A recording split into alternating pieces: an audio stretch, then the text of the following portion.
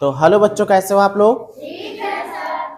तो आज हम लोग जो नेट की परीक्षा हुई थी कक्षा 7 की, उसमें जो गणित के क्वेश्चंस आए थे, आप लोगों ने उसमें से कुछ किया होगा, कुछ नहीं कर पाए होंगे। तो मैं उसका पूरा सॉल्यूशन दूंगा और आप देखोगे कि आपने कितना सही किया था या कितना गलत किया था। जो नहीं जानते थे वो जान जाओगे और जो जानते हो उससे मैच खा जाएगा कि हाँ हमारा सही था कि गलत था। तो यहाँ पर देखो, जो पहला क्वेश्चन था इसमें बहुत ध्यान से देखना है बेटा। एक एक क्वेश्चन बहुत इंपॉर्टेंट है, ये जान लो।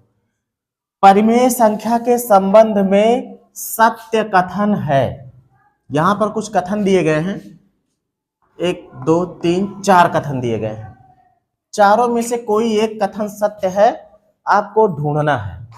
और मैं चाहता हूं कि आपको जो कथन असत्य लग रहा है, आखिर वो क्यों असत्य है ये भी जान लो। तो थोड़ा सा परिमेय संख्या के बारे में बात हो जाए, है ना।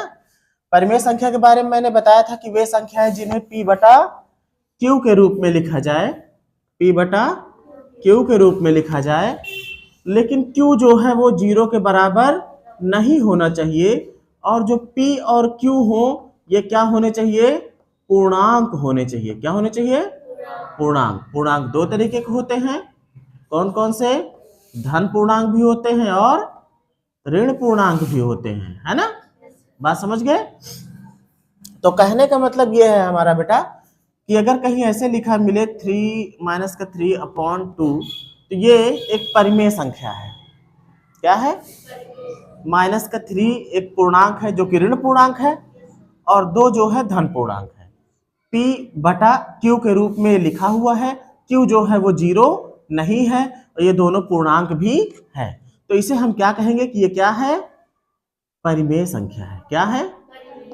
परिमेय है। Very good. इसी तरीके से कुछ लिखा हुआ मिलता है, जैसे मैं लिख दूं 4/5।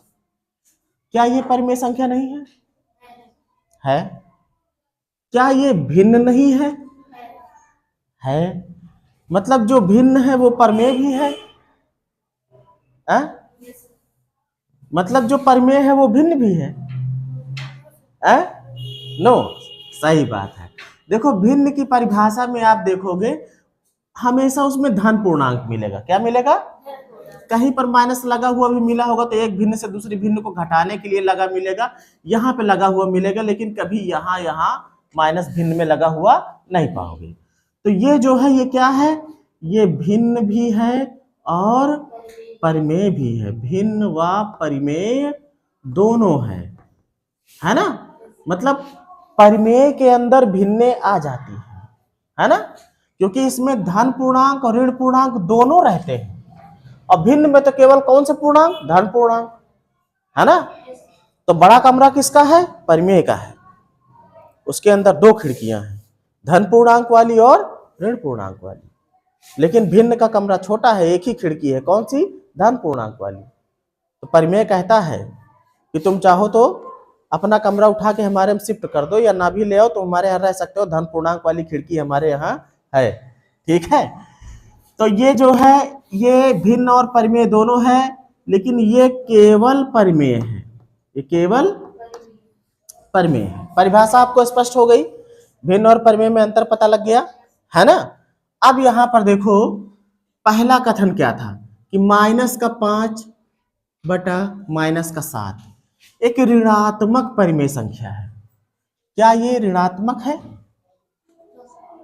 हम इसे, ऋण तो लगा हुआ है लेकिन इसे हम हल कर सकते हैं, है ना भाई। -5 बटे -7 है, हम नीचे भी -1 से गुणा कर दें, ऊपर भी -1 से गुणा कर दें, कोई फर्क नहीं पड़ा। मैंने जिससे नीचे किया उसी से ऊपर किया, है ना। तो ऊपर भी क्या हो जाएगा? माइनस माइनस का गुणा प्लस हो जाएगा, ये 5 मिल जाएगा, और नीचे भी क्या मिल जाएगा? 7 मिल जाएगा। ये तो प्लस में है। तो ये जो कह रहा था कि -5, ऐसे भी अगर देखो तो यही कहोगे कि माइनस से माइनस कट गया, है ना। तरीका तो ये है। तो ये जो है ये ऋण पूर्णांक मतलब ऋणात्मक परिमेय संख्या है। ये बात क्या है? गलत है।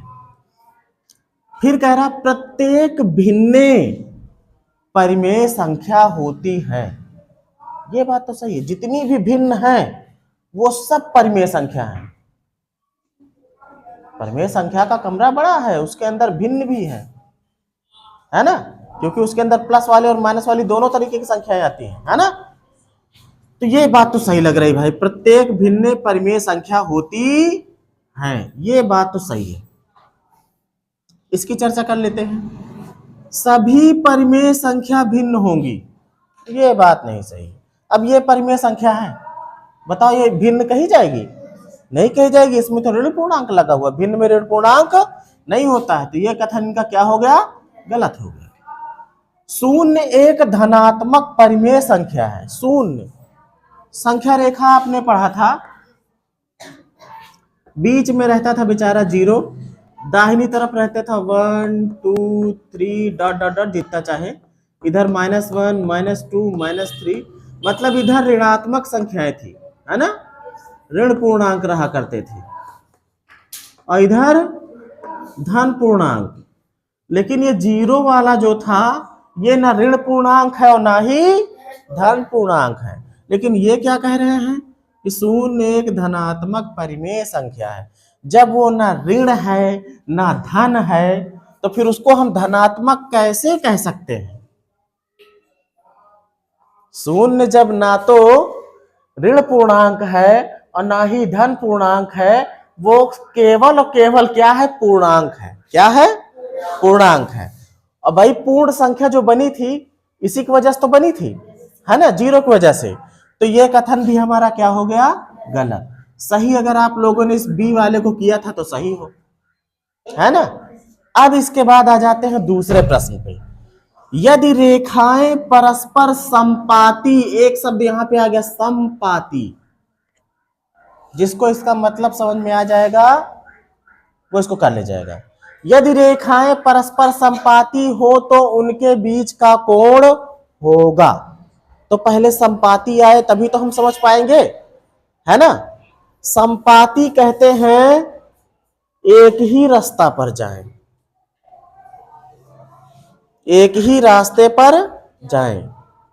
जैसे मान लो ये हमारा रास्ता है, ये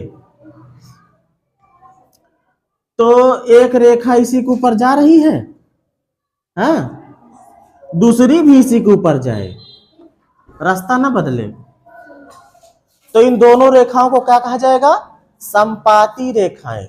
अब बताओ इन दोनों के बीच कोण कितने अंश का बनेगा? है? दोनों के बीच में कोई झुकाव ही नहीं है, दोनों एक दूसरे के ऊपर हैं। कौन सा कोण बनेगा? जीरो। Very good. कौन सा बनेगा? जीरो, ये वाला। किसी ने कहा 180, कैसे हो सकता था? हाँ, एक तरीका था, हो सकता था। एक उधर को जाती, एक इधर को जाती, है ना, एक उधर को जाती एक इधर को जाती, ठीक है। और यहां पे कोई इनका शुरुआती बिंदु होता, है ना, मतलब इनका रास्ता इधर को, उनका रास्ता उधर को। लेकिन ये तो कह रहा ना एक ही रास्ता पर जा रहे हैं, एक ही रास्ते पर जा रहे हैं, जिधर को जा रहे हैं उधर को दोनों जा रहे हैं। तो इसका मतलब इन दोनों के बीच में कोण जो बनेगा कितने अंश का बनेगा? 0 अंश का। 13वां क्वेश्चन था, संख्या रेखा पर -1/2 और 3/2 के बीच कुल कितनी पूर्ण संख्याएं? पूर्ण संख्याएं जानते हो, अभी अभी संख्या रेखा मैंने बनाया, ये सारी पूर्ण संख्याएं हैं, चाहे धन वाली हो चाहे ऋण वाली हो। ये और इसमें देख लो एक बार, जो पूर्णांक है सब पूरे पूरे हैं। 1 तो पूरा 1, 2 तो पूरा 2, 3 तो पूरा 2, मतलब पूरा 3। ये नहीं कि 3.5 या 2.5 या 1.5, 2.5 या 3.5। कोई भिन्न तो इसमें नहीं लिखा ना मैंने, पूरी पूरी संख्या लिखी। 3 तो फिर 3, ये नहीं कि 3 और आधा दोनों मिक्स है, ठीक। तो यहां पे कह रहा है कि -1/2 और 3/2 के बीच कुल कितनी पूर्ण संख्याएं हैं। ये पूर्ण संख्या को पूछ रहा है। अगर हम संख्या रेखा बनाते, यहां पे मान लीजिए हमारा कौन है भाई? 0। दाहिनी तरफ हमारी धनात्मक संख्याएं रहती हैं, ये मान लो 1 है, फिर यहाँ पे बराबर दूरी पर 2 है, यहाँ पे कहीं 3 है, यहाँ पे कहीं माइनस का 1 होगा बाई तरफ, यहाँ पे माइनस का 2 होगा, यहाँ पे कहीं होगा माइनस का 3 होगा, ऐसा ना। अब अगर हम इन दोनों को बिठाना चाहें अपनी संख्या रेखा पर तो ये कहाँ आएंगे, पहले तो ये तय करते हैं। ये माइनस का 1/2 है, दोनों के हर बराबर है, इतनी बात तय है ना। आसानी के लिए मैं ये कर सकता हूं, दोनों के नीचे 2 लगा है, तुम अपने पूर्ण संख्या में सबके नीचे 2 लगा दो, अभी आपको पता लग जाएगा कौन कहाँ है। सबके नीचे 2 लगा दो, एक के नीचे लगाने कोई मतलब नहीं, 0 रहेगा, है ना। सबके नीचे क्या लगा दें, 2 लगा दें। अब बेटा आपको ये लगाने से आपको ये पता लग गया होगा कि कौन कहाँ है। -1/2 कहाँ है बेटा, ये है ना। 3/2 कहाँ है, ये है ना। अब क्वेश्चन क्या कह रहा था कि संख्या रेखा पर -1/2 और 3/2 के बीच कुल कितनी पूर्ण संख्याएं, तो कितनी पूर्ण संख्याएं हैं, पूर्ण संख्या की बात हो रही है, ध्यान देना। यहां पे ये क्या बन गया है, 1/2, ये पूर्ण संख्या अब नहीं है, लेकिन 2 एक कम, ये 1 है, ये क्या है, 1 है ना। बात को समझे, ये क्या है हमारा, 1 है, ये क्या है, आधा है। जब हमने भाग दिया तो सब बदल गया, जो 1 था वो आधा हो गया, जो 2/2 था वो 1 हो गया, ये 3/2। अब हमारा यहाँ पे आता कहीं 4/2 बनता, इसको हम कहते कि ये क्या है, 2 है। ध्यान से समझो बात को, ये तो 0 है, ठीक है 0 है ना। ये तो क्या बन गया, 1/2 बन गया, ये हमारा 2/2 था, ये 1 बन गया, ये 3/2 था। हमको इसके, जहां पे स्टार लगा रहा हूं, इसके और इसके बीच में हमको पूर्ण संख्या, पूरी संख्या चाहिए थी, तो 1 मिलेगा आपको पूर्ण संख्या, 0 है, ये बटी नहीं है। 1 मिलेगा कौन, 1 है ना, बाकी तो ये आधी हो गई ना, तो कितने मिले, 2 मिले। बी वाला इसमें सही हो जाएगा, ठीक है। 0 भी एक पूर्ण संख्या है, होल नंबर है कि नहीं। अब इसके बाद और 1 भी है, लेकिन इसको नहीं लेंगे क्योंकि ये पूर्ण संख्या नहीं है, ये परिमेय हो गई है। इसको देख लो, बहुत सिंपल सा नियम था, सबके आधार सेम है। कौन सा नियम था, a⁻m गुणे a⁻n, भाग भी लगा वो भी लगा दो, a⁻o या p कुछ भी रख लो, ठीक है। गुणा में घातें जुड़ती थी, भाग में घातें घटती थी, होता क्या, a⁻m + n - p, ऐसा हो जाता, ऐसा होता ना।